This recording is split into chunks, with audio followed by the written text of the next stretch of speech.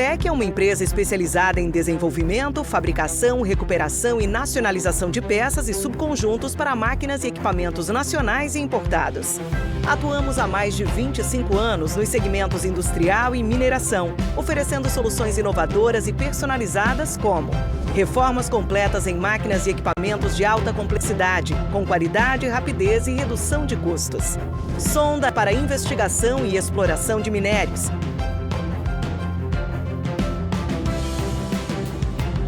Carrier ancorador, projetado para fácil movimentação e ancoragem.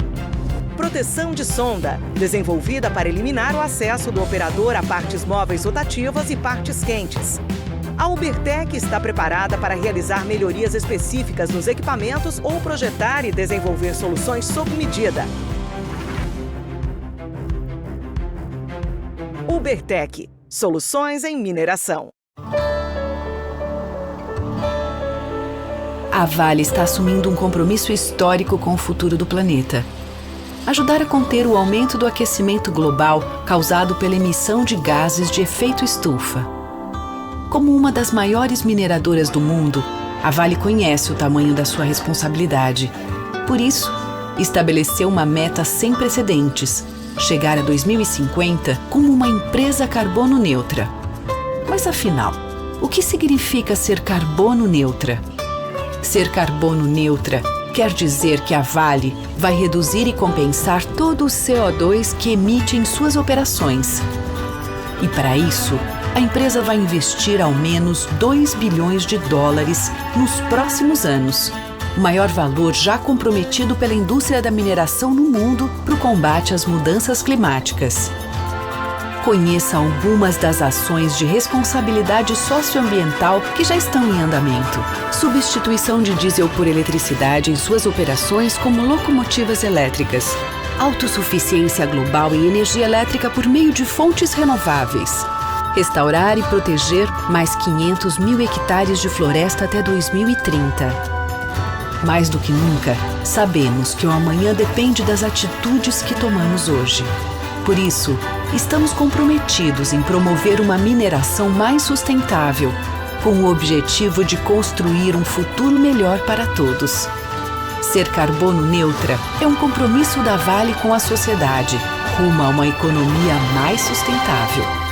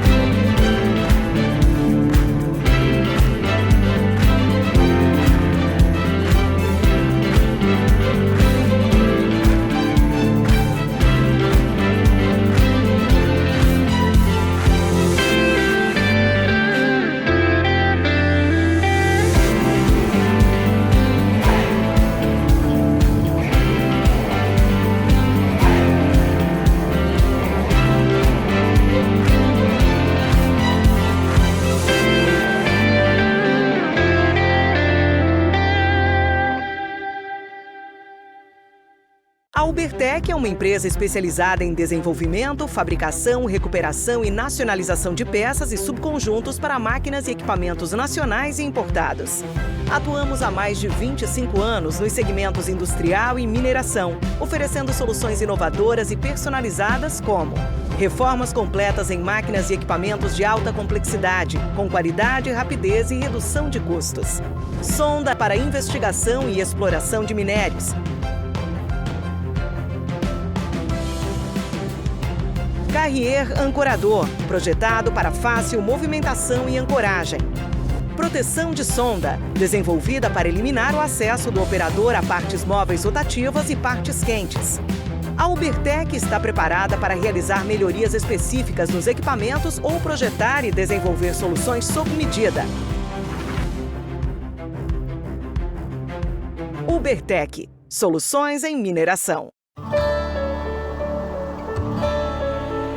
A Vale está assumindo um compromisso histórico com o futuro do planeta. Ajudar a conter o aumento do aquecimento global causado pela emissão de gases de efeito estufa. Como uma das maiores mineradoras do mundo, a Vale conhece o tamanho da sua responsabilidade. Por isso, estabeleceu uma meta sem precedentes: chegar a 2050 como uma empresa carbono neutra. Mas afinal, o que significa ser carbono neutra? Ser carbono neutra quer dizer que a Vale vai reduzir e compensar todo o CO2 que emite em suas operações. E para isso, a empresa vai investir ao menos 2 bilhões de dólares nos próximos anos, o maior valor já comprometido pela indústria da mineração no mundo para o combate às mudanças climáticas. Conheça algumas das ações de responsabilidade socioambiental que já estão em andamento. Substituição de diesel por eletricidade em suas operações como locomotivas elétricas. Autossuficiência global em energia elétrica por meio de fontes renováveis. Restaurar e proteger mais 500 mil hectares de floresta até 2030. Mais do que nunca, sabemos que o amanhã depende das atitudes que tomamos hoje. Por isso, estamos comprometidos em promover uma mineração mais sustentável, com o objetivo de construir um futuro melhor para todos. Ser carbono neutra é um compromisso da Vale com a sociedade, rumo a uma economia mais sustentável.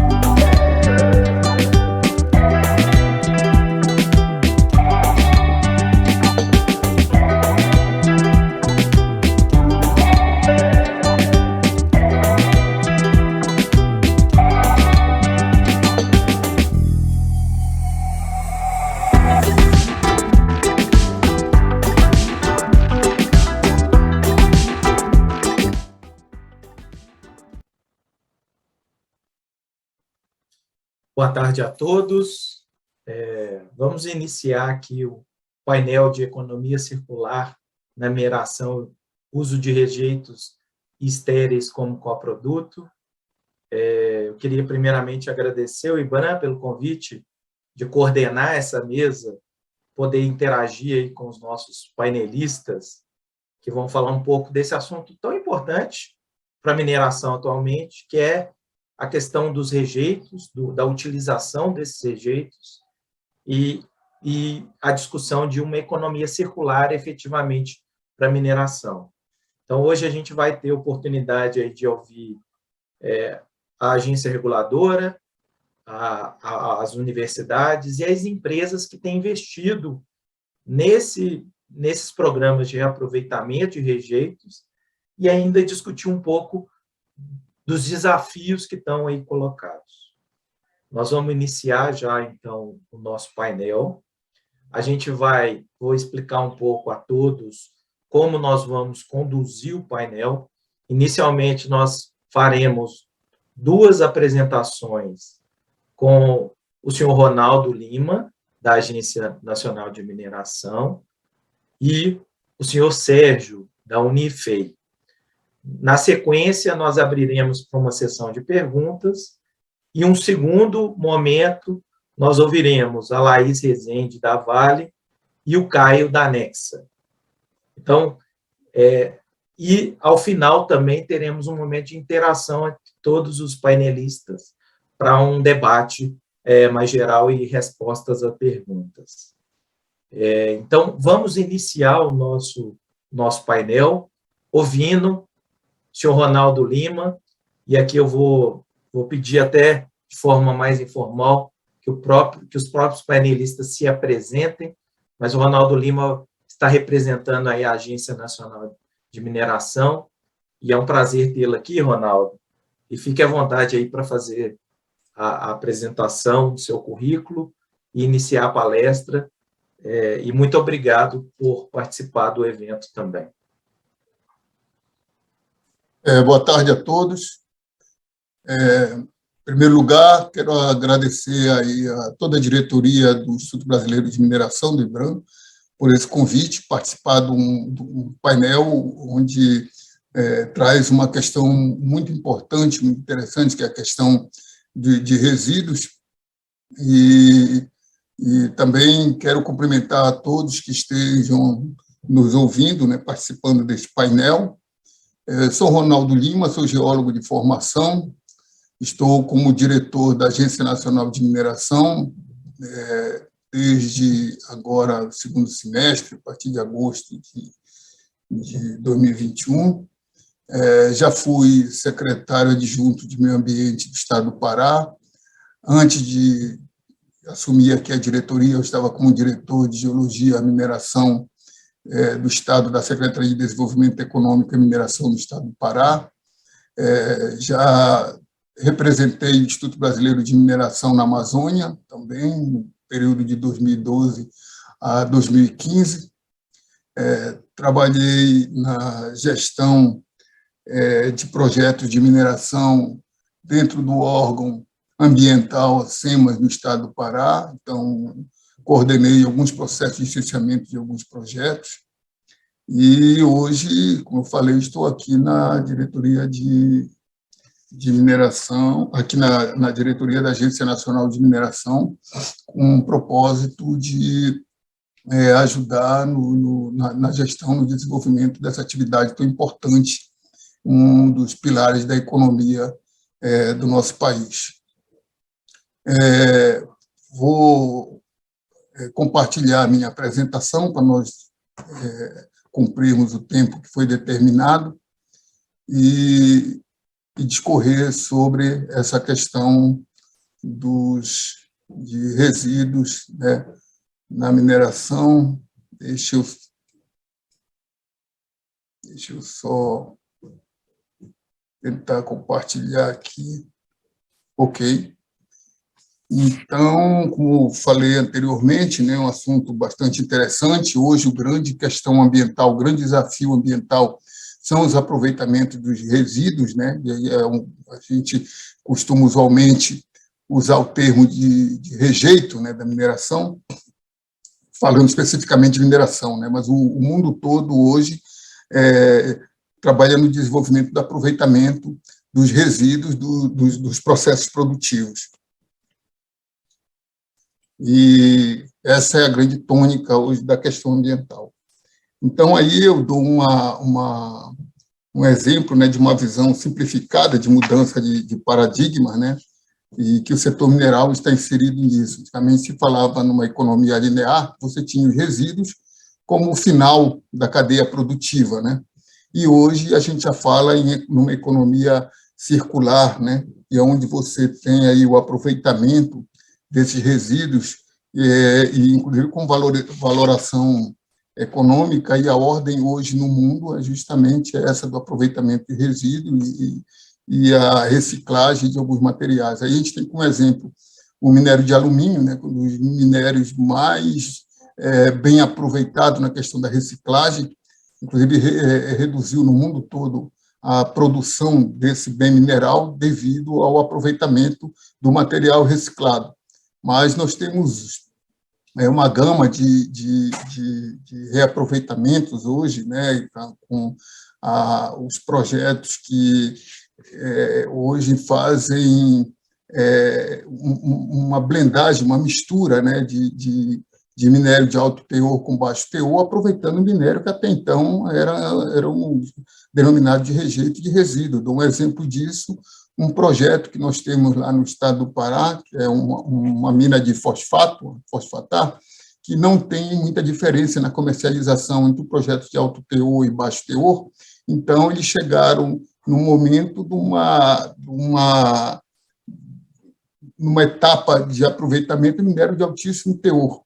Então, o que eles estão fazendo hoje? Eles fazem uma blendagem com minério de um teor mais baixo, que até então estava nas suas pilhas de rejeito, e isso demonstra que é dado um novo aproveitamento naquilo que até então eram destinados como resíduos. Nós temos alguns pontos relevantes na nossa agenda de regulação, e estamos trabalhando fortemente na direção de regular essa questão do aproveitamento de rejeito. Eu vou entrar muito nessa linha agora do trabalho que a agência vem fazendo com relação à questão da regulação do uso de rejeito estéril da mineração, né? Então, nós temos alguns pontos relevantes numa normativa que nós estamos criando agora recentemente, que ainda está a pontos de ir para a diretoria, para aprovação da diretoria colegiada, que disciplina mais ou menos o aproveitamento desse material. Então, os pontos bem relevantes que a gente trata com essa questão do aproveitamento e uso dos rejeitos da mineração estéril, né? Um ponto importante é a questão do preço das commodities e demais minerais, né? Então, a gente sabe que há uma flutuação muito grande no preço dessas commodities, e nós temos aí exemplos, né, como cobre, níquel, cobalto, e eu citaria também a questão da casterita, que são minérios que sempre estão flutuando, tem uma flutuação no preço dessas commodities, que muitas vezes o que não é negócio, né, que aqui um baixo teor, ele pode ter um atrativo econômico dependendo da variação desses preços, né? Então, nós temos algumas minas, inclusive, que já estavam paralisadas e hoje são reaproveitadas por causa dos preços das commodities que subiram e que se tornam um atrativo econômico. Um exemplo disso, que a gente vê muito isso também lá no meu estado, é a questão do próprio ouro, né? A gente tem até um histórico, que há pouco nós estávamos conversando, por exemplo, o ouro na década de 70, 60, quando os antigos garimpos trabalhavam com ouro, o processo todo de aproveitamento desse mineral era todo feito por gravimetria, né? Era aquele processo gravimétrico do garimpeiro e tal. A partir dos anos 70, 80, começa a entrar a questão do insumo utilizando mercúrio dentro desse processo. E aí, quer dizer, houve toda uma volta no material até então que era destinado como rejeito para reaproveitamento desse minério. E a tônica hoje são as pilhas de lixiviação, então voltando de novo a áreas já abandonadas para reaproveitamento. Então, dependendo eu ia falar isso também, da evolução tecnológica, né, e do preço das commodities, há sempre um aproveitamento desse minério. A questão da diminuição de custo operacional também, aí eu dei o exemplo lá da Fosfatar, que fazem essa blendagem de minério também e começa a agregar valor, também são pontos relevantes. Então, passando direto para a questão do eixo temático, né, que nós estamos trabalhando, então, esse tema ele é alvo da agenda regulatória na Agência Nacional de Mineração, né, e ele encontra-se em fase de... Hoje, nós temos uma minuta de resolução que encontra-se em fase de análise jurídica, né, então, já houve a realização de uma consulta pública para avaliação e houveram algumas contribuições, em torno de 40, mais de 40 contribuições, e a gente... que provavelmente até o final do ano será pautado em reunião de colegiado, né? Então, um avanço no nosso processo de regulação. Esse, mais ou menos, aí, um mapa de como já foi trabalhado a questão da normativa, né?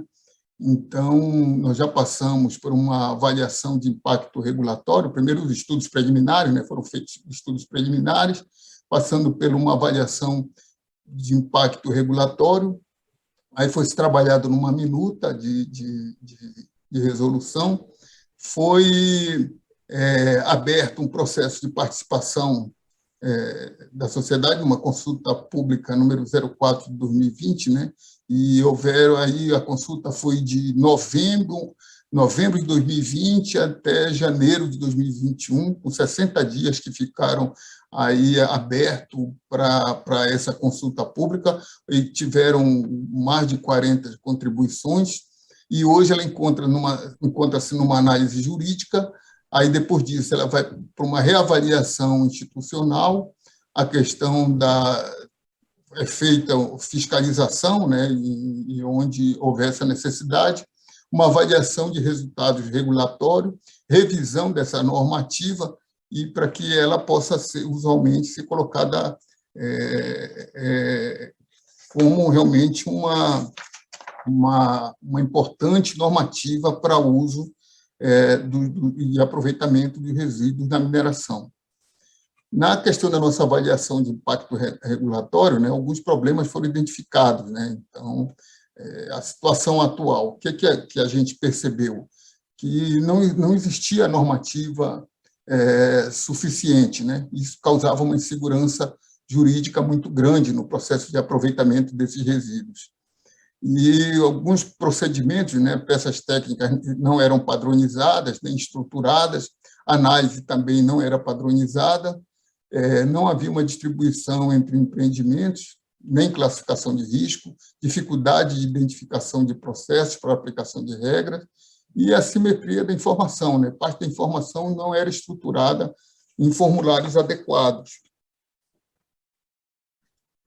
Então, o que é que nós temos ainda dentro da avaliação de impacto regulatório, né? Então, um resumo dessas ações regulatórias propostas são a resolução que está no prelo, né, está para aprovação aí da diretoria colegiada, que ela traz regras para o aproveitamento de rejeito na mineração estéril, né? E aí ela passa, claro, pelo toda uma questão burocrática, né, com requerimento eletrônico para dar mais agilidade dentro do processo, uma padronização de procedimentos, identificação e classificação do tipo de material que vai ser aproveitado e uma estruturação, né, dessa informação. Então, o desenho de procedimentos ele fica numa questão de uma simplificação e classificação conforme o risco, porque muito desse material pode conter, e aí a gente tem que fazer um casamento aí também com o nosso plano de fechamento de mina, para saber do risco do material que vão ser reaproveitados, né? Se você tem insumos perigosos, de produtos perigosos ou não, então tudo isso também é classificado. E uma adequação no relatório anual de lavra, né? Que é uma unificação e adequação da informação e uma melhoria, né, na experiência do usuário.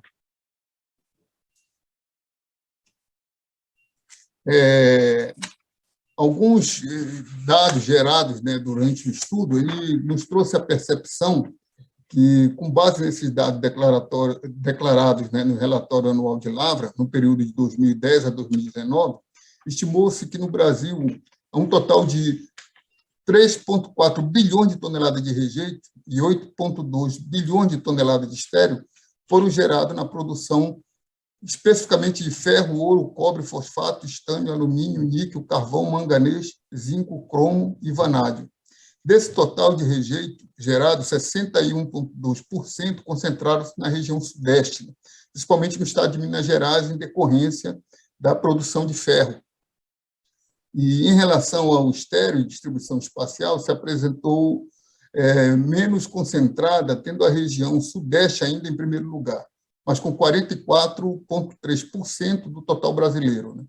Então, no que tange essa distribuição por substância, verifica-se maior participação do ferro, quer dizer, quem tem gerado mais hoje resíduo da mineração é a produção de ferro, que nós, pelo menos é que nós temos aqui na nossa base de informação. e grande parte concentrada dentro das pilhas de rejeito, das barragens de rejeito que estão localizadas no estado de Minas Gerais. Então, assim, voltando ao nosso normativo, né? Então, nós tentamos, ao máximo, fazer uma normativa bem enxuta, né? Trouxemos 10 artigos importantes, né? 2 anexos, e o artigo 1º, né, ele traz o conceito, né, de estéreo, rejeito e título, quer dizer, a gente procura conceituar para uniformizar a interpretação, né? E nos artigos que seguem, né, os artigos 2º, 3º, 5º e 6º, eles tentam resolver a questão da dominialidade e procedimentos, né, menos burocráticos para a questão do aproveitamento, né, desse recurso. O artigo 4 ele determina a responsabilidade técnica, né, dos documentos, os artigos 7º e 8º, eles trazem as sanções e regras de conduta para o aproveitamento, né, dos resíduos na mineração. O artigo 9º ele vem a trazer umas regras de transição, né? A gente está num processo que ele vem mudar algumas questões, alguns paradigmas aqui, alguns eventuais procedimentos, então ele traz essas regras de transição. E o anexo 1, ele tem um conteúdo mínimo, né, para modificação do plano de aproveitamento econômico, quer dizer, no seu plano de lavra, ele já tem, ou qualquer outra peça similar, ele já vem a compor as propostas de aproveitamento dos resíduos, né? O anexo 3, né, ele traz o conteúdo mínimo para o aditamento de nova substância que pode vir a ser aproveitada. Por exemplo, nós temos um caso lá no nosso estado, o estado do Pará, de áreas que foram destinadas para aproveitamento da casterita, do estanho, e que essas áreas geraram um grande rejeito e que estão sendo hoje, agora, requisitadas para exploração de terras raras, né? Então, por isso que aí tem que haver um aditamento, né, de nova substância, o que se vai utilizar para aproveitamento do rejeito e desse estéreo. Nós temos aqui alguns exemplos também, né? Temos um exemplo, mais uma vez, eu me prendo aos exemplos que nós temos lá no estado do Pará, de uma empresa que usava o caulim como insumo na indústria cimenteira, e ela tinha uma mina de caulim no município de Aurora do Pará, e hoje ela entra com pedido de fechamento dessa mina, que ela começa a utilizar dentro do processo o caulim, mas oriundo das pilhas de rejeito de uma outra mineradora, que é a Imerys, que produz caulim, e que um caulim que não é usado para o tipo de processamento que a Imerys necessita, mas ela negocia com essa empresa de cimento. Então, tem um ganho, a gente entende isso, que houve um ganho ambiental muito grande. Além do aproveitamento do resíduo de uma outra mina, ele passa a fechar uma outra frente de produção, né, uma frente de lavra, e que, com certeza, isso aí é tratado como um ganho ambiental. Doutor Ronaldo. Oi. Nós já tivemos o encerramento do tempo, mas eu vou fechar, estou fechando. 2 minutos para o senhor encerrar, pode Não, ser? só um recado final. Então, o material completo desse processo regulatório e a minuta de resolução, eles são públicos. Então, estão na página da Agência Nacional de Mineração. Você vai lá e acessa a informação, participação social, consulta pública de abril de 2020, o aproveitamento estéreo e rejeito, ele está todo lá na nossa página. Ou acessa o sistema eletrônico SEI, né, com o processo 48051-384-220-43. Então, quem tiver hoje interessado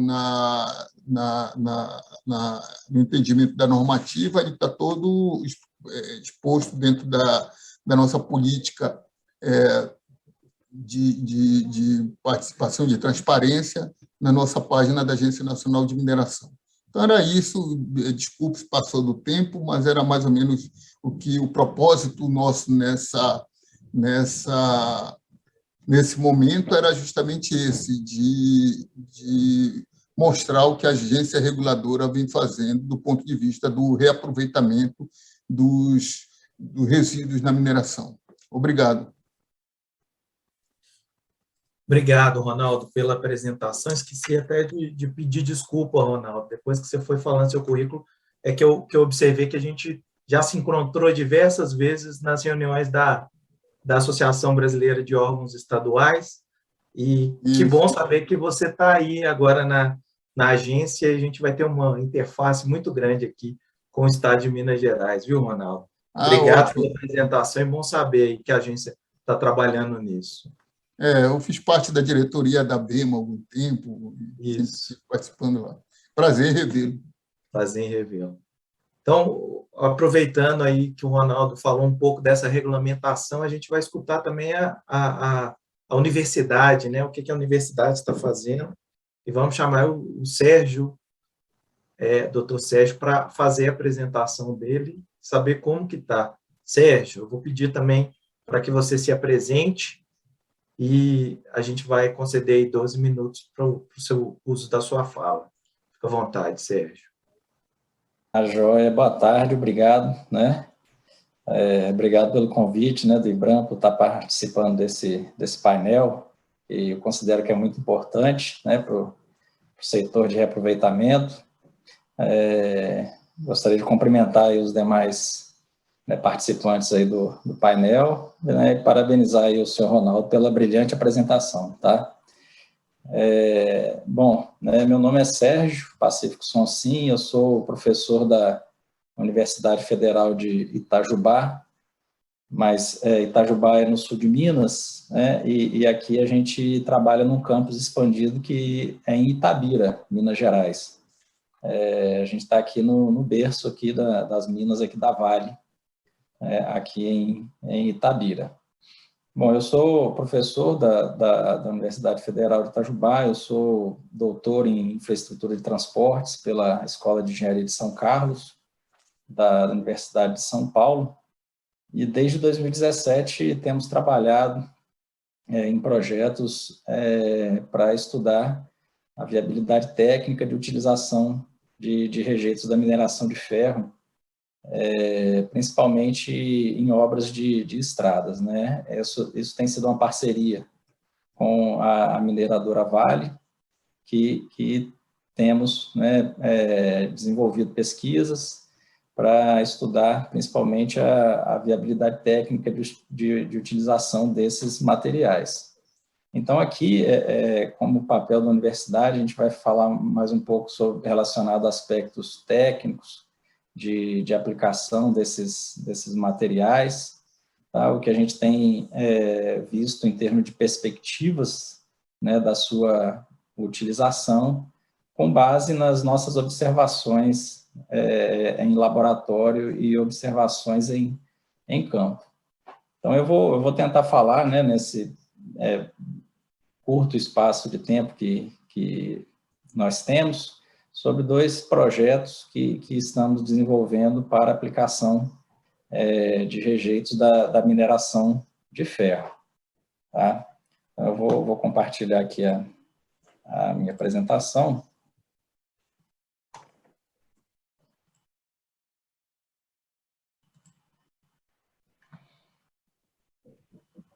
Bom, né, então, como eu estava comentando, né, vou falar um pouco sobre o uso de coprodutos de mineração de ferro da Vale S.A. em obras de estradas. Primeiro eu vou falar um pouco, né, sobre o nosso primeiro projeto que a gente tem desenvolvido, estudado desde 2017, que é a aplicação, né, desses coprodutos, né, no caso a areia do beneficiamento do minério de ferro.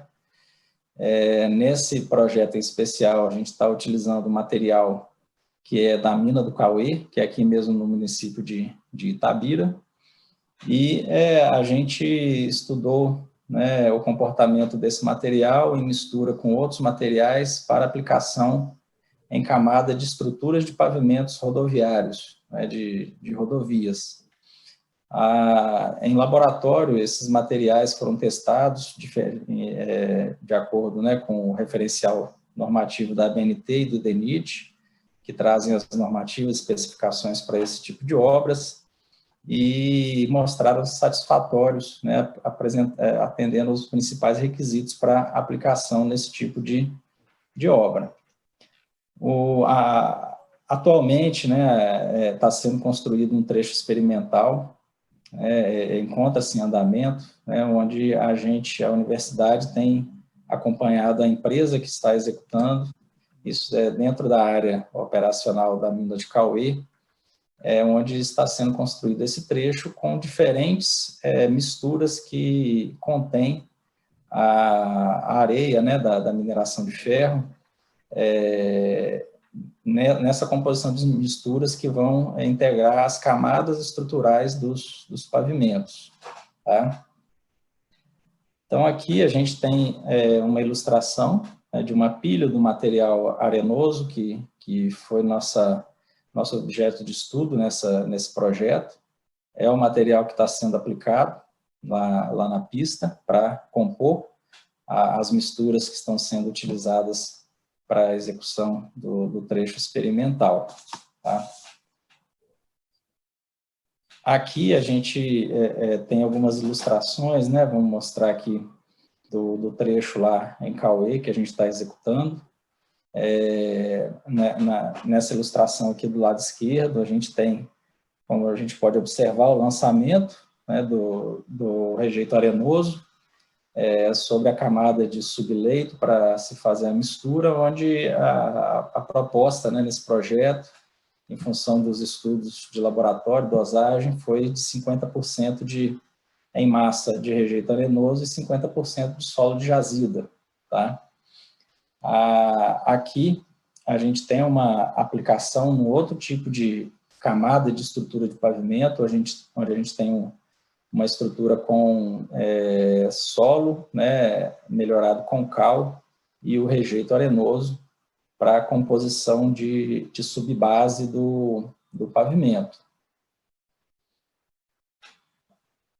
Aqui, né, na ilustração do lado esquerdo, a gente tem aqui o lançamento também do material para compor a BGS, que é a base da estrutura, né, uma BGS com algo em torno de 15% do rejeito arenoso na sua composição, na mistura, e aqui, nessa figura no lado direito, a gente tem uma ilustração do aspecto final dessa base após construída, né, tendo na sua mistura em torno de 15% do rejeito arenoso lá da mina do Cauê.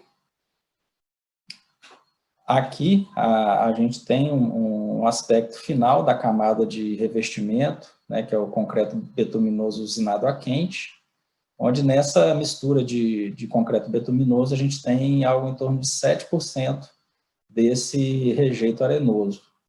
Tá? Então, nesse projeto foram propostas diversas estruturas, onde todas as estruturas fossem compostas com algum teor de rejeito arenoso, onde esse teor de rejeito arenoso ele definido com base nas restrições, digamos, de granulometria que as camadas dos materiais elas exigem para a sua aplicação, certo? Então, esse projeto, né, que está sendo construído, esse trecho experimental, ele, após construído, ele será monitorado, tá, para acompanharmos o desempenho ao longo do tempo, né, após a sua abertura ao tráfego, tá, onde a gente tem feito registro de dados de levantamento de campo. Esses registros de dados de levantamento de campos, eles são importantes para confirmar alguns parâmetros de dosagem de resistência que foram estabelecidos em laboratório e para a realização de retroanálise mecanística das camadas do pavimento. Além disso, né, a gente está com uma parceria também com o pessoal, a equipe técnica do Laboratório de Geotecnia, professor Jacques de Medina, da COP, da UFRJ, que tem nos auxiliado com alguns ensaios específicos de campo, tá? De forma que esses resultados eles possam integrar e ajudar a calibrar os modelos do Medina, que é o novo método de dimensionamento nacional de pavimentos que está sendo desenvolvido pelo IPR e pelo DENIT. E, com base nessas dosagens, né, a expectativa de utilização desse material, desse rejeito arenoso, vai depender da estrutura que seja adotada, pode ser de 4.000 a 6.000 toneladas por quilômetro de rodovia. É um aspecto que a gente considera bastante positivo. Aqui a gente tem, né, algumas ilustrações de alguns dos principais ensaios de controle tecnológico e de levantamento de campo que vão nos dar as respostas, né, do desempenho do pavimento ao longo do tempo. Esses ensaios eles são principalmente relacionados a características de resistência mecânica do pavimento, relacionados ao conforto do usuário quando dirigir sobre a via e também relacionados à segurança dos usuários quando seus veículos estão percorrendo esse revestimento, principalmente no período quando está chovendo, quando está molhado, tá? Então, aí a gente tem algumas ilustrações dos trabalhos de controle. Bom, um outro projeto que temos desenvolvido também com a Vale na melhoria de estradas vicinais. As estradas vicinais elas sofrem muito, principalmente dois períodos, no período de seca com a poeira e no período de chuva com a lama. Tá? Então, nesse projeto, também com a mineradora Vale, a gente tem estudado a utilização, né, de areia, né, da mineração de ferro, para melhoria das condições de estradas vicinais de municípios, ou seja, das estradas de terra. Nesse caso, né, a gente está usando minério de a areia proveniente do processo de beneficiamento do minério de ferro da mina de Brucutu, em São Gonçalo do Rio Abaixo, e estão sendo construídos trechos experimentais em estradas vicinais, nos municípios de Caeté e Barão de Cocais. E tivemos também a construção de um pequeno trecho no município de São Gonçalo de Rio Abaixo. Então, a proposta é muito semelhante a estudar os materiais em laboratório e depois acompanhar o seu desempenho ao longo do tempo, né, principalmente antes e depois do período de chuva. Bom, esse é o nosso material, tá? O objeto dessa nossa pesquisa, essa areia, né, do beneficiamento, né, lá da mina de Brucutu. Aqui a gente tem a ilustração, né, primeiro aqui na cidade, no município de Caeté, onde o processo é um processo de construção de estrada convencional, com utilização de equipamentos de terraplenagem, onde a gente passa as dosagens, né, em termos de teores de solo de jazida, né, da areia do beneficiamento do minério e algum tipo de aglomerante, onde nesse caso aqui a experiência está sendo feita com a utilização de cimento, como a gente pode ver na ilustração dessa figura da direita aqui. Aqui é do município de Barão de Cocais, né, uma experiência que a gente também está acompanhando. Nesse trecho também a gente tem, né, a utilização do cimento, né, na composição da mistura de solo de jazida com a areia de Brucutu. E faz parte também, né, da pesquisa o estudo da mistura para melhoria dessas condições de tráfego, a utilização de solo de jazida apenas com areia de mineração, sem algum tipo de aglomerante, né, quando se trata de trechos experimentais, para a gente observar esse comportamento aí ao longo do tempo, principalmente durante o período de chuva. E uma terceira né, mistura que estamos estudando é a utilização de areia de mineração com solo de jazida melhorada com cal. E esse foi uma experiência desenvolvida lá no município de São Gonçalo do Rio Abaixo. Bom, o que a gente espera, né, a gente tem notado resultados de campo aqui, devido às melhorias de parâmetros de resistência, né, das camadas e melhoria na aglomeração do material que é aplicado, que a gente espera que ocorra uma redução de manutenções periódicas. Isso é um problema também que as prefeituras têm, quando chega o período de chuva, tem que fazer manutenção todo o período de chuva e antes. A melhoria da acessibilidade, né, de moradores de áreas rurais, né, e também das regiões de turismo, e a expectativa, né, de utilização de 1.500 a 2.000 toneladas por quilômetro de estrada de terra, tá? Que é o que a gente acha que é um aspecto também muito positivo do projeto. Aqui a gente tem algumas ilustrações dos trechos, né? Esse aqui a gente tem o professor Carlos, que é um dos componentes da equipe. Esse é um trecho já executado lá em Barão de Cocais, trecho com a mistura de solo de jazida, areia de brucutu e cimento, fazendo um controle de deflexão de camada. Esse trecho aqui é Barão de Cocais, né, e aqui algumas ilustrações que o professor Marconi, também outro componente da equipe, fazendo aí alguns dos ensaios de controle de tecnológico durante a execução dos trechos, que a gente espera ao final desse projeto identificar quais as melhores ou a melhor mistura para utilização com a areia de brucutu, para que isso seja utilizado para melhorar as condições de tráfego dessas estradas. Bom, eu agradeço, tá, pela oportunidade, tá joia? Me coloco à disposição. Obrigado, doutor Sérgio. Cumpriu o tempo, arrisca aí, doutor Sérgio. Obrigado pela exposição. E como a gente falou no início, a gente vai fazer uma rodada de 10 minutos de algumas perguntas. Eu ainda não recebi as perguntas aqui do público, mas eu vou iniciar com algumas perguntas para o doutor Sérgio e para o doutor Ronaldo.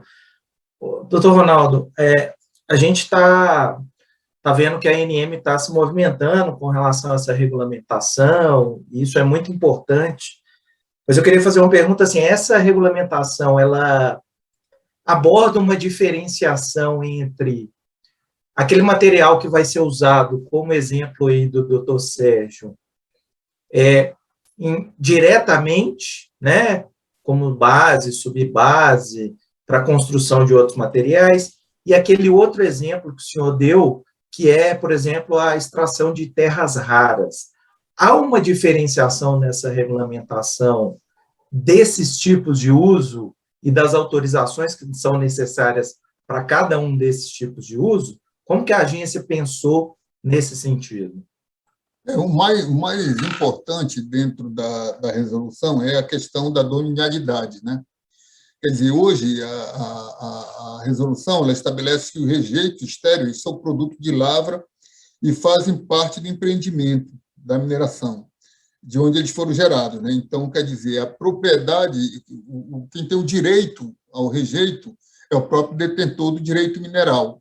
Até então não se tinha esse disciplinamento, né? Por exemplo, se chegava, muitas áreas eram depositadas fora das áreas de requerimento, fora das áreas de domínio. Então, você tinha ali sua pilha e aquilo ficava lá abandonado, quem quisesse lá se aproveitava do material.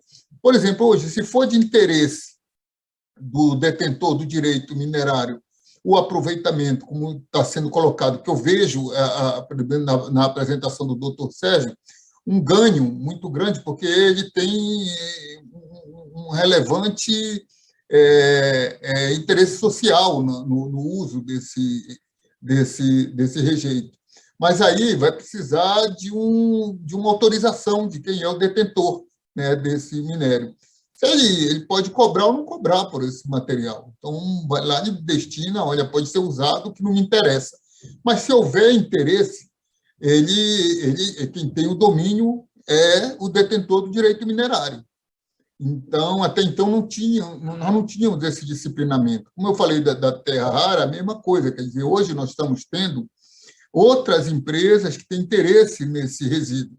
Então, eles vão fazer parte de todo um processo, né, de requerimento de área, e aí vai recair na questão de quem tem o direito da exploração do minério. Quer dizer, se hoje existe uma empresa que ela tem lá, e ela que tem o direito de exploração, o rejeito também passa a fazer parte do processo. Porque o que a gente percebe? Nós estamos no início, né, nós estamos numa evolução hoje ainda, né, a nossa sociedade, e que o aproveitamento de resíduo é o grande desafio. Acredito eu que lá na frente, né, bem na frente, não vai haver mais rejeito, não vai haver mais resíduo, porque quando você aproveita um bem mineral, você concentra em outro. A maior parte dos resíduos de mineração, dos minérios mais presentes, por exemplo, é a sílica.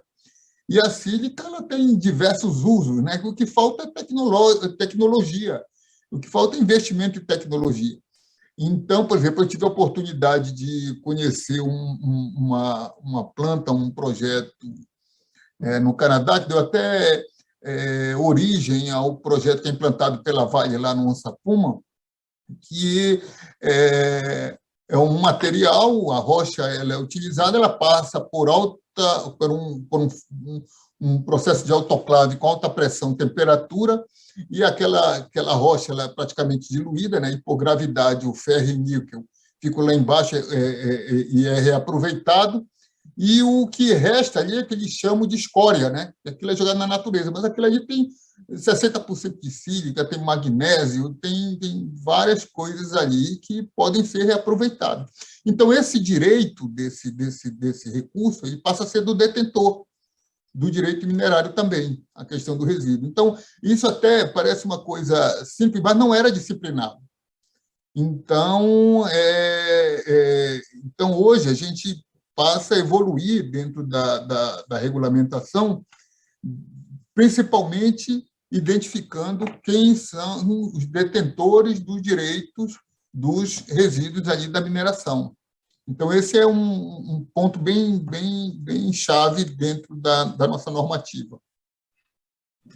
Ótimo, obrigado, viu, Ronaldo, pelo esclarecimento. Acho que ficou bem claro que a gente tem uma série de desafios ainda aí para cumprir, né? E acho que essa construção conjunta é importante. Esse é um pontapé inicial, né? E com o passar do tempo, nós vamos evoluindo dentro desse processo. Tá certo, ótimo. Doutor Sérgio, tendo em vista as aplicações de coproduto no setor da construção civil e os seus resultados positivos, a indústria da mineração estaria preparada, está se preparando para atender essa nova demanda de mercado? O que o senhor acha? Ô, Renato, sua pergunta é bastante importante, né?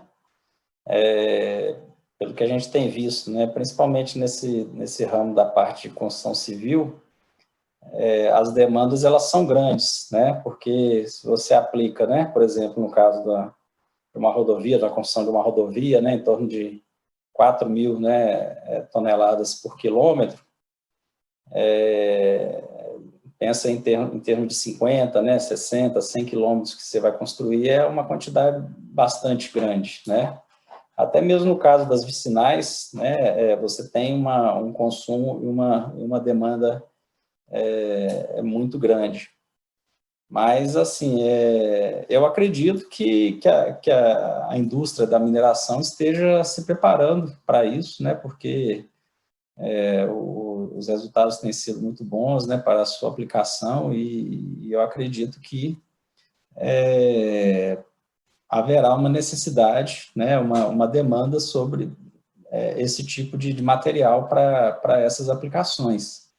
A gente tem visto, né, a própria Laís tem nos acompanhado, né, a gente tem sido acompanhado pelos órgãos do governo federal, como o DENIT, né, tem vindo nos visitar para acompanhar aplicação, ver alguns resultados, e a tendência, né, eu acredito que a indústria da mineração tenha que se preparar, né, sim, para essa demanda que já está ocorrendo, né, digamos assim, acho que já está muito, muito próxima. Né? Tá. Doutor Sérgio, só puxando aqui a sardinha para a questão ambiental.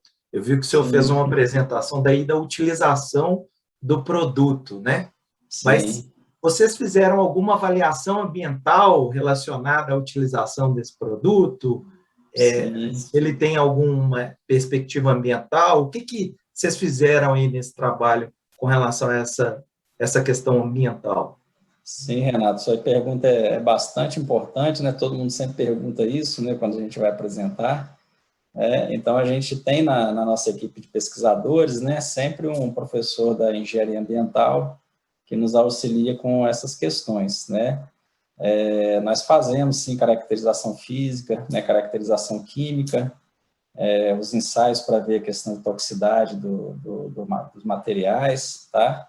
E os materiais, né, as amostras que a gente fez não apresentaram, né, nenhum tipo de toxicidade, né, os materiais eles são não perigosos, tá certo? Então, é algo até assim que a gente tem olhado, por exemplo, nas misturas que a gente utiliza alguns solos de jazida, né? E aqui nessa região que a gente está, do quadrilátero ferrífero, né, qualquer tipo de solo, né, solo laterítico que você pegue, você faça um ensaio, por exemplo, para ver a quantidade de manganês ou a quantidade de óxido de ferro. Se a gente pegar um solo de jazida, vai dar manganês acima dos limites que são estabelecidos, por exemplo, pela norma, porque isso é algo que faz parte da composição, né, geotécnica dos solos que a gente tem na região, que são solos que são utilizados nas obras rodoviárias, né, nas obras de aterro, enfim, todo tipo de obra dessa natureza. Tá? Mas de acordo com os ensaios que a gente fez nas amostras que nós fizemos e recebemos, ainda faremos mais, tá? Né? Esse acompanhamento ele vai ser também feito com os materiais que estão sendo aplicados nos trechos experimentais para ver se haverá algum tipo de contaminante, mas até o momento não tivemos, né? O material ele é não perigoso, pode ser aplicado sem problema. Ok? Ótimo, bom saber, doutor Sérgio, que vocês estão preocupados com essa questão, que ela sempre chega, né? Sim, sem dúvida. As perguntas e a utilização. A gente, aqui no estado, vem fazendo uma discussão grande sobre areia de fundição, né? E escória de aciaria. E aí, se a gente não tomar esses cuidados, a gente pode ter outras etapas para vencer. Mas bom que vocês estão encaminhando.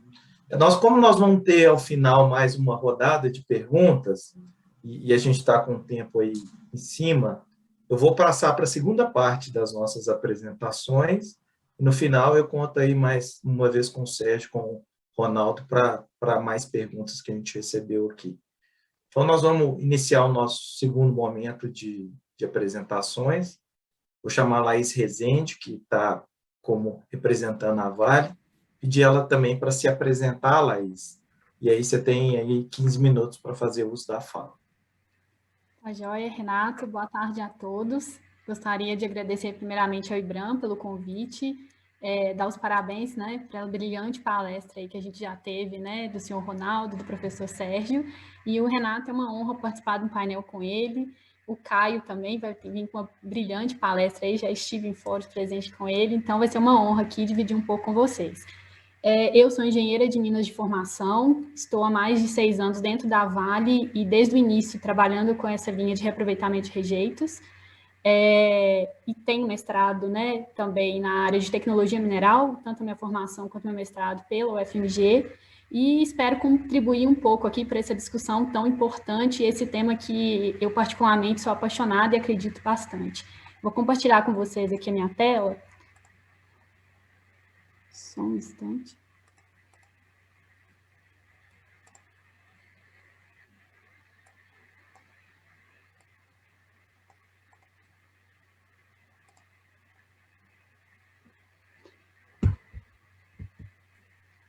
Bom, a minha palestra é do minério de ferro ao quartzo, né? Como que a Vale vem se reinventando aí ao longo dos anos, né? Então, a gente vem passando por grandes transformações e dentro desse processo, eu acho que tem muito a ver com a primeira apresentação do Sr. Ronaldo, né? O que motiva, de fato, né, as empresas a reaproveitarem seus materiais. Então, tem esse artigo que foi publicado pela Universidade de Joanesburgo e a Universidade de Manchester, na Inglaterra, e eles analisaram o que levavam essas empresas a reaproveitar. E por estranho que pareça, né, que vocês podem ver nesse primeiro gráfico aqui, é que não foi a imposição da legislação ambiental ou de inúmeras outras legislações que incentivaram as empresas a reaproveitarem. Muitas delas, né, isso aqui expande além do reaproveitamento de rejeitos estéreis, mas acho que casa bem com o que a gente tem aqui no Brasil, que é principalmente um dos principais drivers que a gente vê aqui é a questão da redução de custo. Hoje a gente enxerga esses materiais, o que antes era considerado um resíduo, como uma nova oportunidade de negócio ou também uma redução de custo, além de todo o aspecto ambiental que está atrelado nisso.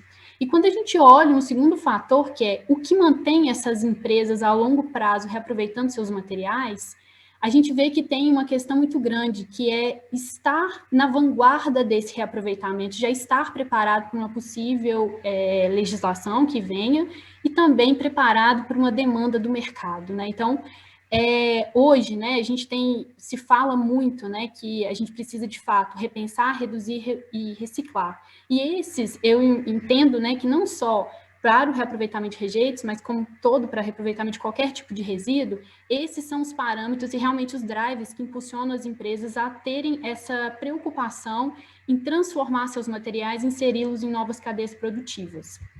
E aí, quando a gente olha para esse mercado consumidor de hoje, né, eu gosto muito saiu uma matéria de um jornal, acho que foi do New York Times, que falaram que os consumidores, eles estão apostando os dólares deles, né, o dinheiro deles, contra aquelas marcas que não são sustentáveis. E o que isso quer dizer? Né, tem uma pesquisa que foi realizada pela Nielsen em 2015, que fala que 66% dos consumidores estão dispostos a pagar mais por produtos e serviços que tenham práticas sustentáveis em seus processos produtivos. Outra pesquisa, né, realizada pela Green Brands em 2009, né, um pouco lá atrás, também falava, né, que 73%, né, dos brasileiros planejam aumentar seus gastos com produtos e serviços mais sustentáveis. E esse último estudo, né, recente desse ano aqui, durante a pandemia, foi feito pela Deloitte, um estudo muito legal que mostra que 1 em cada 5 pessoas preferem, né, ou estão optando por usar transportes, né, de fontes de energia mais sustentáveis.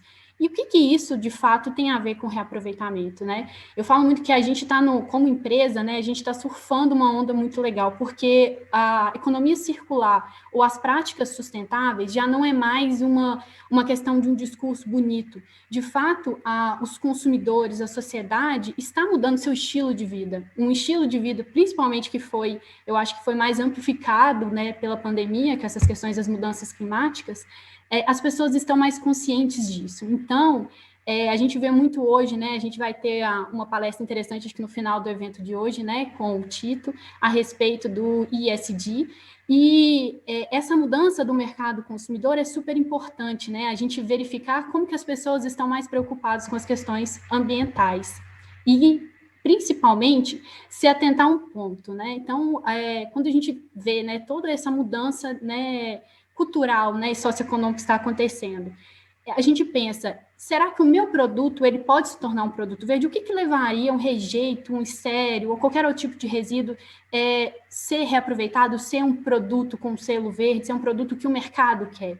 Então, o professor Sérgio e o Ronaldo falaram muito isso, a questão tecnológica. É importante, né, que a Vale, a gente apostou muito desde 2015 no investimento em pesquisa, se aproximar da academia, desenvolver o máximo possível de tecnologias que atestassem o potencial técnico, mas só isso não é suficiente, né? A gente vê que a tecnologia nos ajuda a identificar propriedades, né, úteis para esse material ser aproveitado. E não basta que esse material ele tenha um potencial técnico, é preciso que ele tenha um desempenho igual ou melhor. Um outro aspecto super importante Até estava lendo hoje de manhã, né, um estudo da Harvard Business Review, que eles falavam, né, que um dos grandes mitos acerca do reaproveitamento, da reciclagem como um todo, é que muitos dos consumidores acham que quando você vai precisar, né, de um produto sustentável, talvez você não vai tê-lo na quantidade que você precisa. E a gente tem, né, como, né, todo mundo diz assim, se a gente quiser colocar um rejeito, um resíduo como novo produto, a gente precisa garantir que o processo de produção dele garanta a qualidade, que ele tenha um custo, de fato, menor quando ele entra no mercado, porque a gente tem a estigma mesmo de ser um produto reciclável, e ele tem que ser competitivo e tem que ter quantidades altas. E aí tem que ter também a questão da demanda. Então, não adianta só a gente testar tecnicamente ou ter uma linha de pesquisa super fantástica, mas que ele não tenha fit com o que o mercado ou o consumidor deseja. Então, essa é uma grande preocupação nossa aqui hoje em Davale. Isso são falas, né, não são minhas, mas é um estudo da Universidade de Kyoto, até tem um dos gerentes nossos gosta muito de falar, né, o Renato até o conhece, o Rodrigo Dutra. Eu gosto muito de trazer isso, porque isso exemplifica que a gente tem um desafio não só técnico, mas também de se adequar para colocar um produto mais sustentável dentro do mercado, e esse produto, né, se manter. Quando a gente pensa no reaproveitamento de rejeitos, a gente não está pensando literalmente só, vou pegar isso e transformar em um novo negócio, ou simplesmente doar. Então, a ideia do reaproveitamento ela é muito maior. É a gente criar em torno, né, do reaproveitamento um ecossistema de inovação, é conseguir, de fato, né, colocar em prática o tão bonito share velho do Michael Potter. E com isso, né, eu acho que os ingredientes principais é inovação, é a gente se aliar aos órgãos reguladores, se aliar às outras indústrias, nossos competidores, se aliar à sociedade, entender, por exemplo, que às vezes tem déficits, alguns problemas sociais que a gente tem a solução do lado de cá. Vocês estão vendo a questão da infraestrutura aí, que a gente consegue entrar, né, como o professor Sérgio falou. A gente tem a oportunidade de gerar emprego e renda, e por que não, dentro desses negócios, a gente trabalhar também a diversidade e a inclusão, né? A gente tem um projeto que eu vou falar aqui na frente, que é a Fábrica de Blocos, que é totalmente operada por mulheres. E, de fato, os nossos negócios de reaproveitamento não ter somente no DNA deles a sustentabilidade por eles serem provenientes do reaproveitamento de materiais, mas eles já nascerem com redução de emissão de gases de efeito estufas, enfim. E com isso, a gente, de fato, sai do rejeito, que era considerado rejeito, e traz um desenvolvimento social sustentável com novos produtos aí, seja a areia e seja o quartzo. E falando um pouco da história da Vale, né, a gente fomentou desde 2015, né, um ecossistema de mais de 25 universidades, tanto nacionais, internacionais, centros de pesquisa. A gente teve o primeiro start, né, nos P&Ds, voltados principalmente para nichos de alto volume, aplicações em 2017. Final de 2019, a gente teve uma mudança radical dentro da empresa, uma área dedicada exclusivamente para esses projetos. E o ano passado a gente teve um marco super importante, né, que a gente conseguiu, de fato, para uma de nossas minas, que é a mina de Brucutu, que fica no município de São Gonçalo, a concessão de lavra e também o licenciamento ambiental para areia. Isso nos possibilita, né, alavancar essas iniciativas. Então, é a primeira vez que a gente, de fato, estamos saindo esse ano, né, dos estudos de bancada, das aplicações experimentais e, de fato, destinando em larga escala. Aqui eu trago um pouco, né, do que a gente pensa, qual foi a estratégia da Vale para conseguir fazer isso, né? Então, acho que um principal ponto é que não existe uma única solução para resolver todo o problema de rejeitos, né? A gente viu aí nas outras apresentações o volume expressivo, as diferenciações, enfim, cada tipo, né, de rejeito, enfim, ele vem com as suas particularidades, mas dentro da Vale, qual foi o nosso norte, né? Então, assim, a gente ataca em várias frentes paralelas. Então, a gente tem otimização de rotas de processo, que isso é super importante, né? Temos, né, vários projetos aí de rotas de concentração a seco, umidade natural, enfim, rotas que aumentam a eficiência do meu processo para gerar menos rejeito. As aplicações, que é o que eu vou falar aqui muito, né, do reaproveitamento. E também a gente realmente não pode deixar de lado que a gente realmente precisa de alternativas de disposição. Por que eu falo nisso? Porque quando a gente pensa na areia, o principal drive para eu colocar essa areia no mercado, além da composição química e granulamento, é a umidade. Então, alternativas de disposição, formas que eu tenha condições de estocar e, em larga escala, trabalhar isso para entrega no mercado é um fator importantíssimo. Outro ponto, controle de qualidade. Não adianta a gente achar que o rejeito que atualmente saíra da minha usina ia direto para a barragem, é simplesmente eu pegar aquele material e destinar ele. Não é. A gente realmente precisa priorizar. Por que eu falo? Priorizar o que está saindo da usina, porque eu tenho controle químico e granulométrico, e principalmente colocar tratamentos adicionais. Por que esses tratamentos adicionais? O que seriam isso? Tratamentos que eu consiga adequar a composição química e granulométrica para aquilo que o mercado precisa. Outro fator interessante, né? A gente focou muito no início, lá em 2017, quando eu mostrei aquele gráfico para vocês, iniciativas de alta atratividade em termos de potencial, né, de consumo, e baixa complexidade tecnológica. Por quê? A gente tinha um problema grande batendo na porta, né? E precisaríamos encontrar soluções que, de fato, sensibilizassem, né, o nosso portfólio. Então, o primeiro foco nosso foi, de fato, iniciativas de pesquisa e desenvolvimento que tivessem um alto potencial de consumo desses materiais.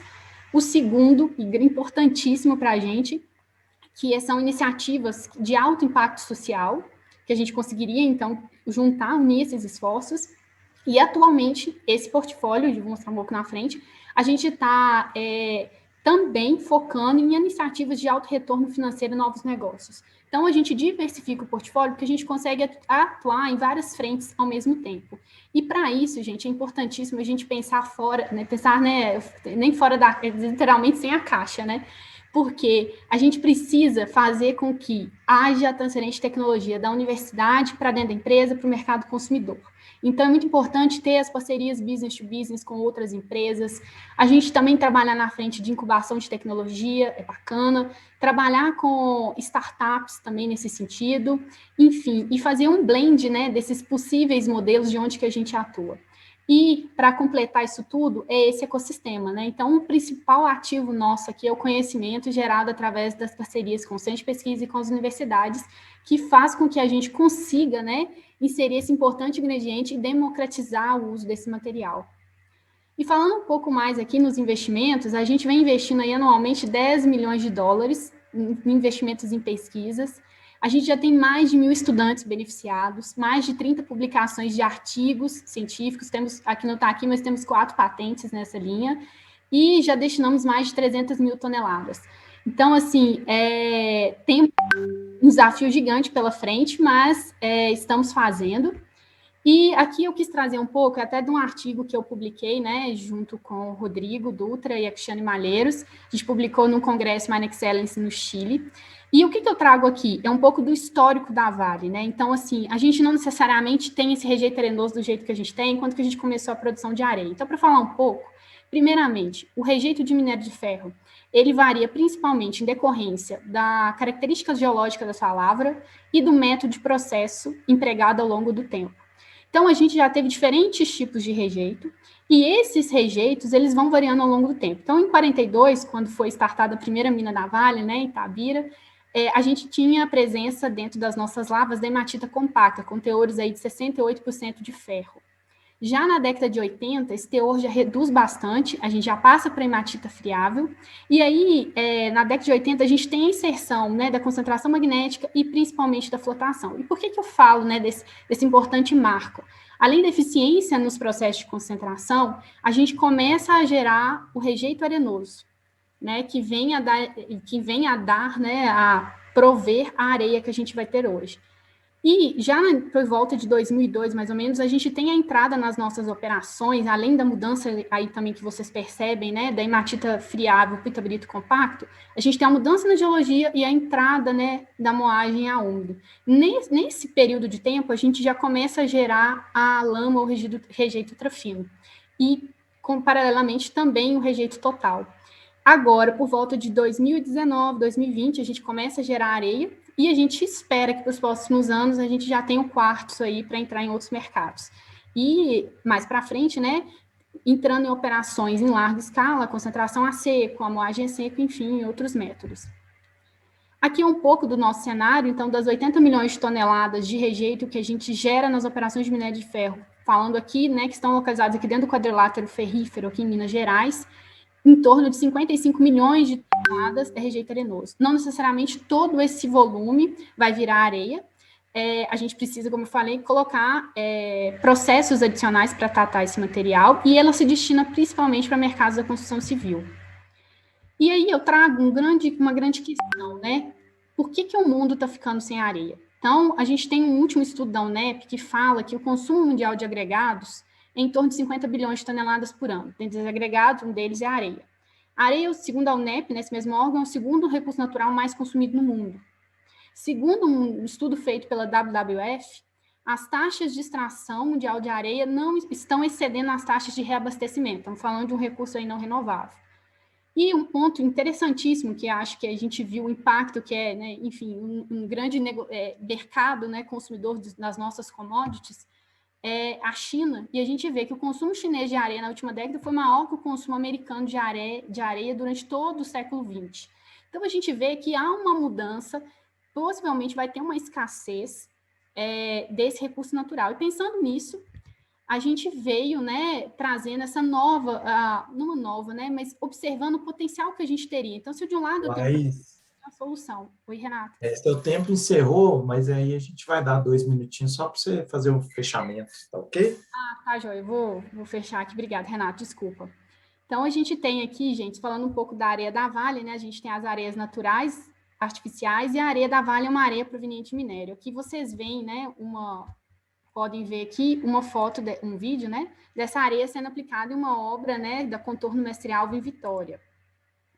Aqui a gente tem o processo produtivo dessa areia. Como o meu tempo está acabando, eu não vou passar muito aqui por ele.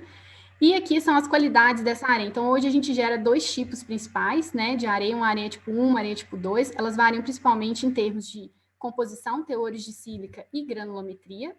Aqui é falando um pouco das nossas aplicações, então a gente tem várias aplicações. O nosso portfólio focou muito em iniciativas de volume, a gente agora está buscando iniciativas que eu consiga ter um alto impacto econômico também. E aqui seria a nossa fábrica de blocos, que foi a primeira iniciativa da Vale de reaproveitamento, que já está implantada em parceria, né, com o Cefet, que é a instituição de pesquisa que trabalha com a gente lá. A gente vai produzir em torno de 3,8 milhões de pré-moldados. Não vai dar tempo de passar o vídeo aqui, mas eu vou passando aqui um pouco. E a fábrica de blocos, como eu falei com vocês, é um negócio inovador, sustentável, inclusivo, totalmente operado por mulheres. E a gente tem aqui as frentes de pavimentação, que é o nicho que mais consome, né, potencial de consumir o rejeito. E um dos programas importantíssimos, que o professor Sérgio falou bastante dele, é o Criando Caminhos, que é um projeto em parceria com as prefeituras aqui do estado de Minas. E também estamos com alguns projetos na parte de pavimentação ferroviária. A ferrovia aí não só como um elo importantíssimo na destinação desse produto, mas também como o potencial consumidor desses materiais. Não vou entrar aqui muito em detalhes, né, do programa. Essa aqui já é uma aplicação que a gente fez em parceria com a Contractor, com o DENIT, lá em Vitória. Aqui foram em torno de 19 quilômetros que a gente aplicou.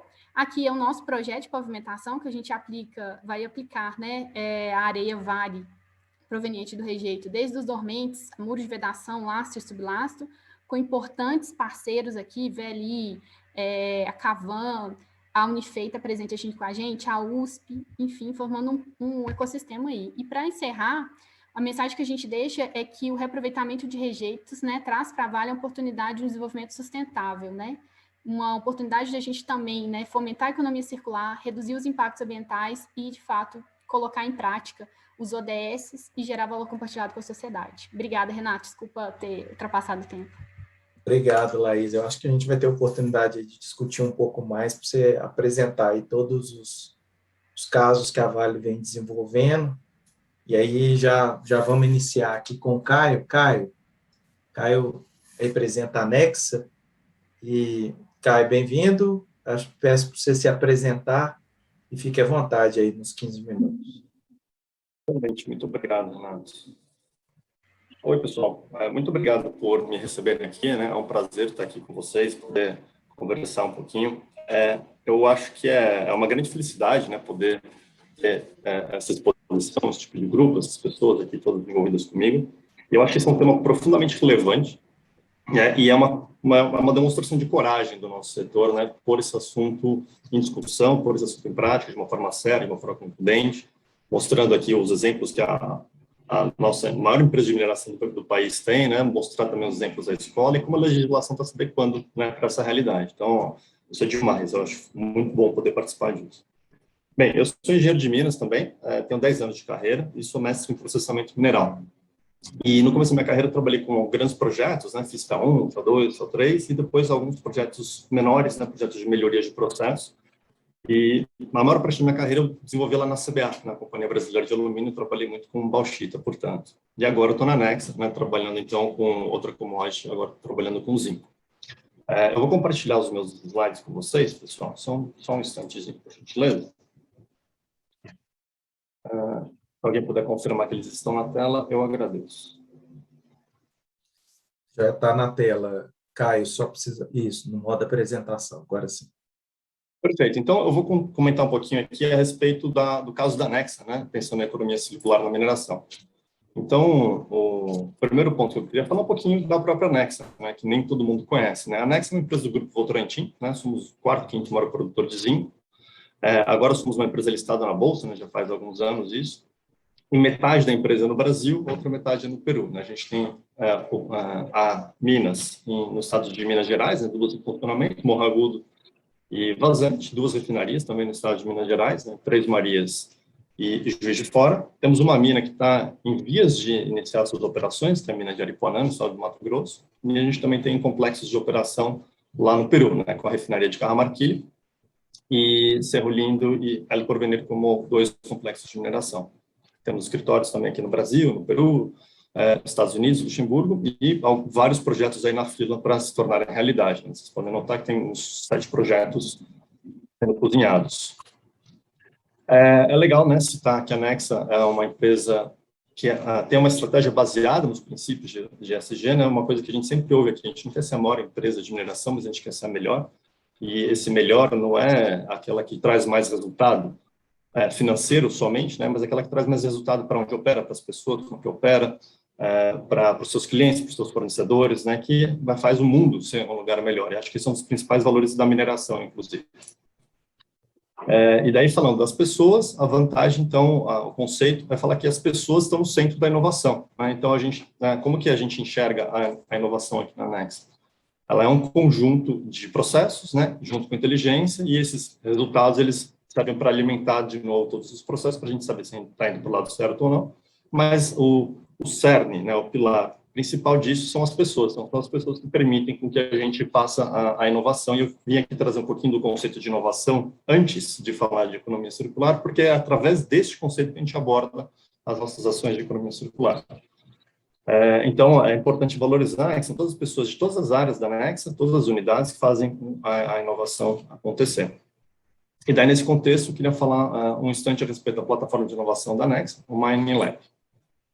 O Mining Lab, ele é uma iniciativa que existe há 5 anos, essa altura do campeonato, com mais de 1.000 inscrições já recebidas, com 40 contratos firmados, mais de 15 países já interagiram conosco. Então, é um programa através do qual a gente se comunica com o mercado e traz essas soluções para dentro da companhia.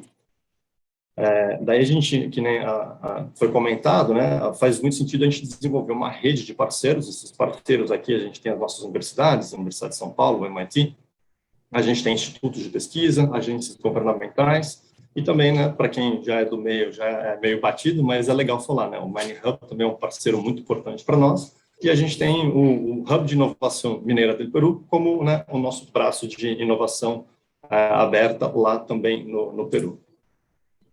Entrando aqui um pouquinho no mérito da fala, né, e tentando já ser mais objetivo, falando do que a gente discute como economia circular. A gente vê, né, os nossos rejeitos, né, como oportunidades de negócio. Daí eu gostei muito da fala que foi colocada pelo Ronaldo, onde ele fala assim, né, quando você processa, concentrando para um lado, a gente concentra a outra ponta também.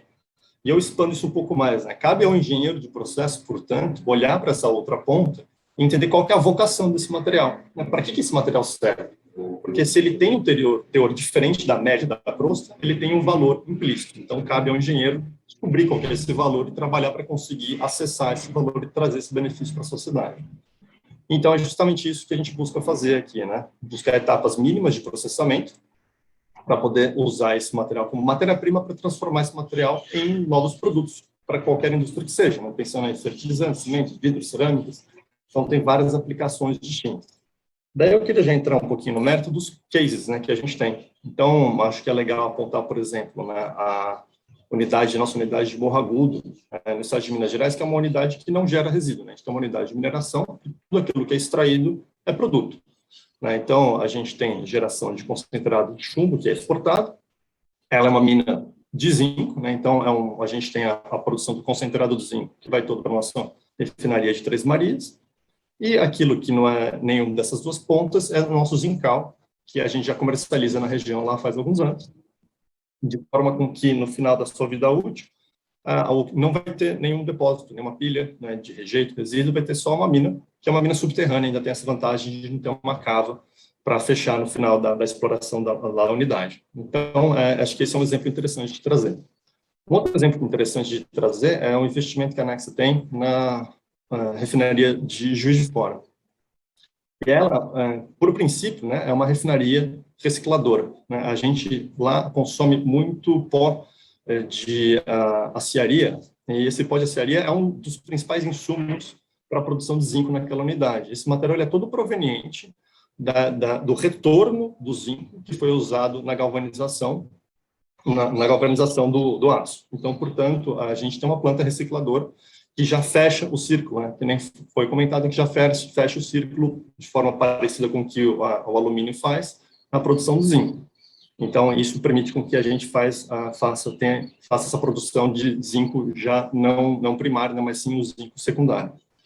E o rejeito, né, ou a fração não aproveitada nessa fase do processo, ele também concentra em ferro e ele é vendido como insumo para a indústria do ferro. Então, a gente recebe um resíduo, processa, recupera uma parte dele, aquilo que é interessante para o nosso negócio, e aquilo que não é interessante, ele não é um resíduo.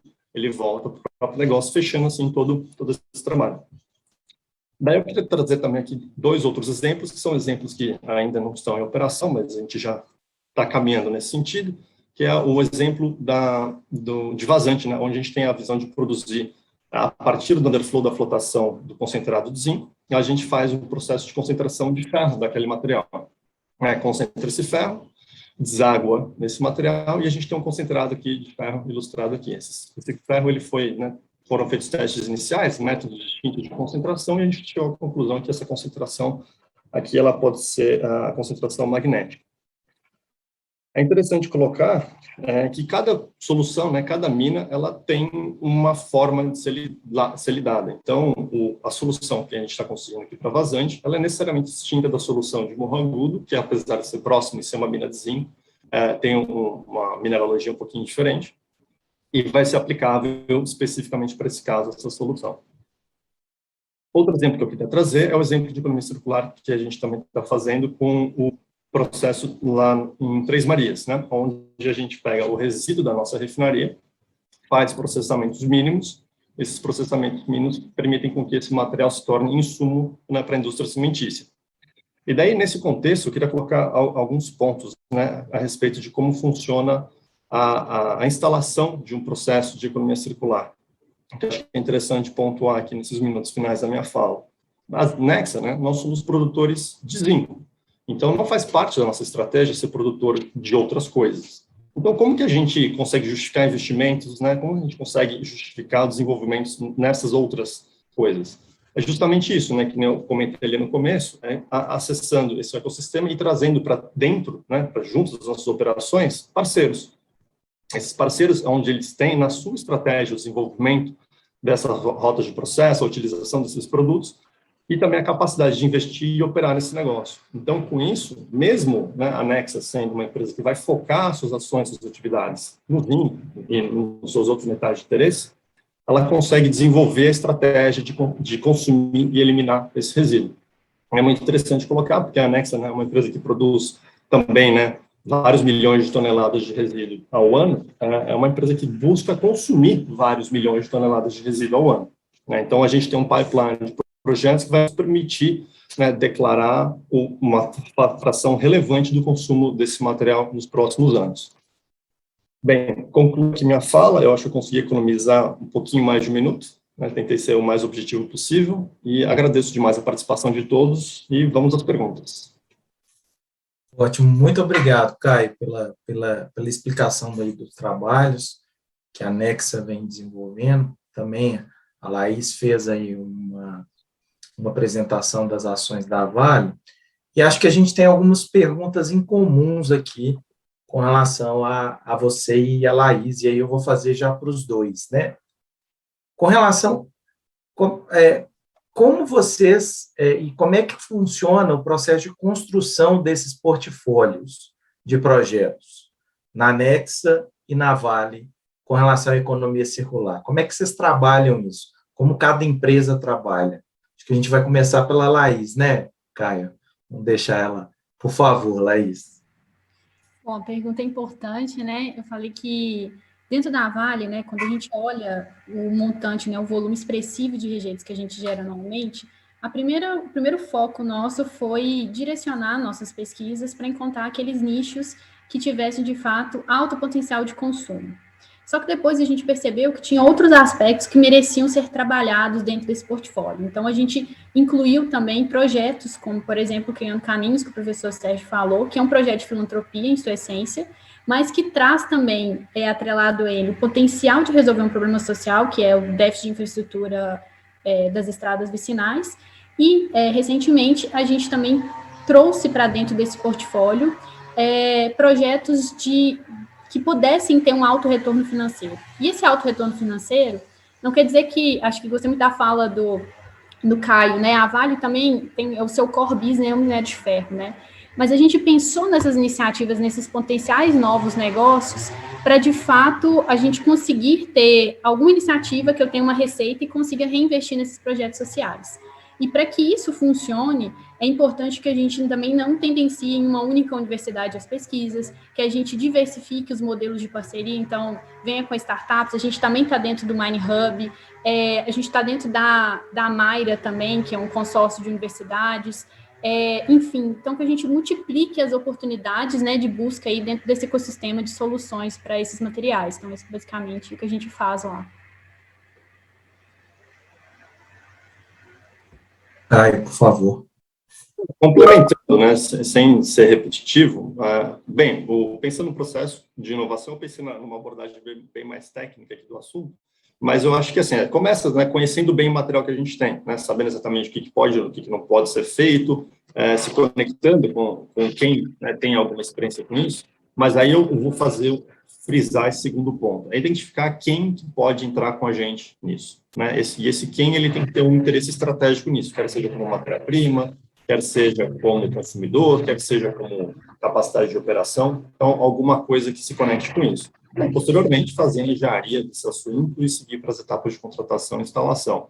Então, esse portfólio, eu acho que ele tem o seu valor na construção, identificação do material, né, conhecimento bem do material, mas também conhecimento bom dessa rede de contatos de quem vai poder conectar com a gente e desenvolver isso aí em parceria.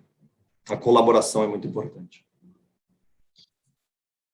Obrigado, Caio. Obrigado, Laís. Nós temos mais uma pergunta que eu acho que vai ser direcionada aos dois, né? Que é os desafios para implementar a economia circular para aproveitamento de rejeito.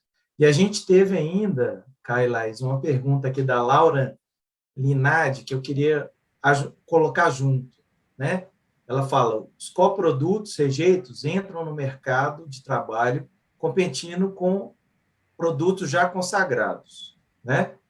Como as instituições podem incentivar e viabilizar essa competição? Ela estava fazendo a pergunta muito para as instituições de Estado, mas como vocês vão falar dos desafios, eu acredito que um dos desafios seja, inclusive, o que o Estado pode auxiliar, eu queria que vocês abordassem isso tudo, porque muitas vezes os órgãos de Estado, né, Ronaldo, também não conhecem tão bem. Então, é bom para a gente escutar aqui os desafios e, especificamente, o que o Estado, de forma geral, pode contribuir também para esse processo. Laís, por favor. Bom, acho que a pergunta é super importante. Obrigada aí, Laura, pela pergunta. Bom, respondendo a primeira delas, né? Quais são os desafios que a gente enxerga como passos ainda que a gente precisa dar para incentivar essa economia circular dos rejeitos? O primeiro deles é a questão do desafio logístico, né? Principal bem, né, extraído desses rejeitos, no nosso caso do minério de ferro, é a areia. A areia tem um baixo valor agregado e principalmente os mercados consumidores estão muito distantes. Então, o principal desafio aqui é a logística, né? A logística, às vezes, pode inviabilizar a destinação desse material. O segundo é ter normas, né, que incentivem. Então, hoje, dentro do Brasil, a gente ainda, apesar do mercado consumidor estar muito aberto para essas mudanças de produtos sustentáveis, a gente não observa muito isso dentro dos consumidores de produtos da indústria de base. Então, esse também é um segundo desafio. Então, se a gente tivesse normativos que estimulassem o consumo desses materiais, a gente poderia evitar a extração de recursos não renováveis. E, entrando dentro da pergunta da Laura, né, um outro aspecto que eu acho importantíssimo é que, por exemplo, no caso desses materiais extraídos, né, quando acho que o Caio falou muito bem, da gente explorar, entender a vocação daquele material, no nosso caso, essa areia ela não pode ser utilizada isoladamente, né, como o professor Sérgio falou aí muito bem, né, durante a apresentação dele, é um material que ele precisa ser blindado com outros. Então, a gente não vai ter uma competição dentro da cadeia produtiva, e sim a gente pode transformar o que seria uma competição em novos modelos de negócio. Então, eu acho que está mais na essência de como se fazer um negócio do que competir páreo a páreo com o mercado. Então, o nosso material é uma areia super fina. Ele pode ser blindado com uma areia um pouco mais grossa, ele pode ser blindado com outro tipo de agregado graúdo, pode ser blindado com solo. Então, assim, a gente tem que pensar, eu acho que mais sair fora da caixa no seguinte sentido: quais modelos de negócio que eu consigo fazer que tornariam essa aplicação mais sustentável e socialmente aceita nessa questão, não gerando uma competição dentro do próprio setor. Obrigado, Laís. Caio, os desafios aí. Somando um pouco, talvez, a isso, a dificuldade da viabilização econômica ela é sempre importante. E um pensamento que me ocorre aqui na verdade, não só a viabilidade econômica, mas também o capital da legislação. Porque muitas vezes, quando você vai encarar o licenciamento de uma operação dessa, o órgão licenciador, ele não necessariamente ele tem incentivo para poder seguir com o licenciamento de uma atividade dessa. Esse licenciamento ele é tratado como um licenciamento de qualquer empreendimento, que é, de fato, como deveria. Mas, se é uma coisa que a sociedade pressiona a todos nós, em todas as esferas, talvez abordar um mecanismo de incentivo à facilitação do licenciamento de um empreendimento que tenha essa pegada, que seja um empreendimento que elimine passivos, né? Então, acho que poderia ser uma forma da gente conseguir superar esse tipo de dificuldade. E, naturalmente, tem outras dificuldades internas e externas que foram muito bem pontuadas aqui pela Laís, eu não vou me repetir. Obrigado. E eu acho que isso também, a gente teve uma outra pergunta da Thaís Moraes aqui, falando o custo da transformação do resíduo ou rejeito em outros produtos compensa? E aí eu vou deixar para o Caio, mas acho que é o desafio que eles falaram aí, né, Caio Laís?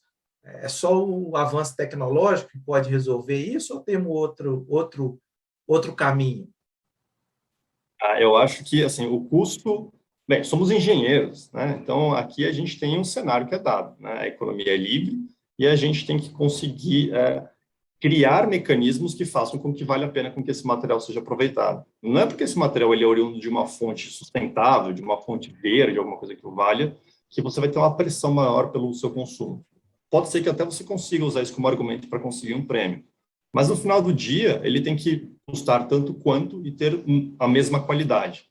Então, cabe a nós desenvolver rotas de processos, desenvolver aplicações e desenvolver inovações, né? Pensar fora da caixa, pensar com alternativas, outros insumos, pensar aonde que a gente pode combinar esse material de forma que a gente consiga chegar num produto final equivalente ao produto existente com o benefício de ser um produto que elimina um passivo ambiental. Então, eu acho que a gente tem que pensar na solução de uma forma completa, mas a gente não tem que se valer de qualquer suporte extra. A gente tem que conseguir atingir os critérios que o mercado exige. Laís? Bom, acho que o Caio falou, né? Acho que como engenheiro a gente realmente, né, tem que olhar para dentro do processo, e essa é uma prerrogativa aqui até para investimentos em novas linhas de pesquisa. Então, quando, por exemplo, eu citei, vamos tentar produzir produtos de alto valor agregado. Só faz sentido se, de fato, o custo de produção dele for competitivo. Então, se eu entrar dentro do mercado que ele já entra com uma matéria-prima com a qualidade superior à minha alimentação na usina, de fato, o meu processo não vai ser competitivo. E o meu produto, igual o Caio falou muito bem, ele não adquire, ainda mais no momento em que a gente está, um prêmio simplesmente por ser sustentável, né? Eu falo muito isso com o Sérgio, enfim, com os inúmeros pesquisadores que trabalham com a gente. É importantíssimo que a gente performe melhor ou igual. Então, não adianta também a gente ter um custo, vamos dizer, um custo atrativo do processo produtivo, só que a qualidade final dele não é competitiva no mercado. Então, eu também preciso me atentar à qualidade do produto final e se ater também a essa redução, né, da rota como um todo, do custo. Okay, né? Obrigado, viu, Laís? Eu vou fazer o fechamento do painel, só dando 1 minuto para cada painelista fazer um fechamento. E a gente ficou com algumas perguntas, mas depois vocês vão receber essas perguntas. Então, doutor Ronaldo. Bem, Sérgio, primeiro, mais uma vez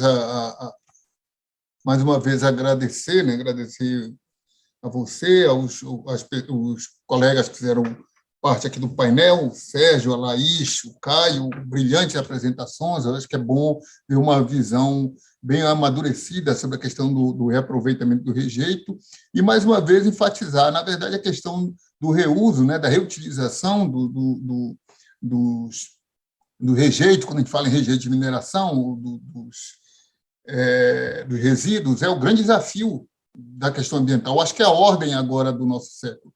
Então, quando fala em competição e tudo mais, eu vi bem as palavras da Laís e do Caio, vai muito mesmo na linha da empresa privada, né, que visa o lucro, tal, que isso é importante, é claro, mas eu acho que, do ponto de vista, eu que já trabalhei na Secretaria de Meio Ambiente, né, a gente tem uma outra visão, né, quer dizer, incentivar cada vez mais o uso desses resíduos, e essa discussão ela é muito rica, e ela tendo esses dois pontos de vista, ela leva uma evolução nesse tema.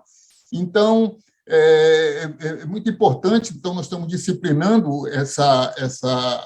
esse uso do rejeito da mineração aqui na agência, que já foi apresentado aqui para vocês, né? Nós vimos aqui dois aspectos. O reuso por reaproveitamento do bem mineral, quer dizer, aquela questão da valoração econômica e tentar reaproveitar e tirar o máximo que você possa ter de aproveitamento, ou então, como eu falei, você, quando utiliza e beneficia um bem mineral, você enriquece em outros, e eu coloquei aí a questão da sílica, e bom ver que o pessoal da Vale tem trabalhado muito quando fala nessa questão da areia, mas a sílica, que hoje é um dos minérios mais importantes no mundo, utilizado para vários tipos de uso, e que faz grande parte desse rejeito está composto desse mineral, e a gente vimos também a reutilização desses rejeitos para outro uso, né, como foi o que o professor Sérgio apresentou, e que a construção civil vem buscando isso cada vez mais. Então, quer dizer, são vários os aspectos que até então não tinham disciplinamento e que hoje a agência trata isso como desafio para tentar disciplinar. Então, mais uma vez, agradecer ao IBRAM e a todos os palestrantes. Eu acho que foi brilhante o painel e eu fico muito agradecido. Ok. Professor Sérgio, Caio e Laís, eu vou pedir perdão. Eu não vou poder dar oportunidade ao uso da fala no final, nós estamos com o tempo estourado, mas eu acho que os contatos ficam aí, foi ótima a apresentação de vocês, foi um prazer estar aqui e contamos aí com vocês nesse desafio, né? Um desafio da agência, de todos, e a gente agradece a participação e continuamos aí com o Exposibran, ainda com alguns momentos de palestra, e agradeço a participação de todos que nos ouviram. Obrigado e boa tarde. Peço desculpa novamente pelo tempo. Tchau, tchau, gente. Boa tarde. Tchau, Renato. Tchau. Será que fui eu que matei o tempo deles, é isso?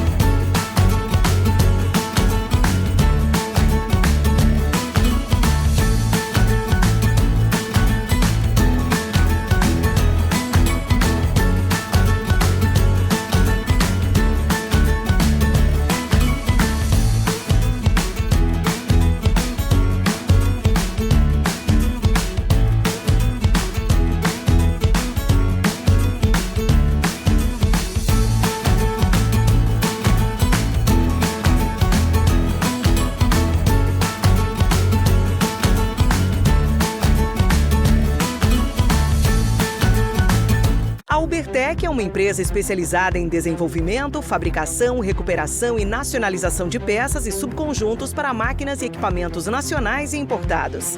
Atuamos há mais de 25 anos nos segmentos industrial e mineração, oferecendo soluções inovadoras e personalizadas como reformas completas em máquinas e equipamentos de alta complexidade, com qualidade, rapidez e redução de custos. Sonda para investigação e exploração de minérios.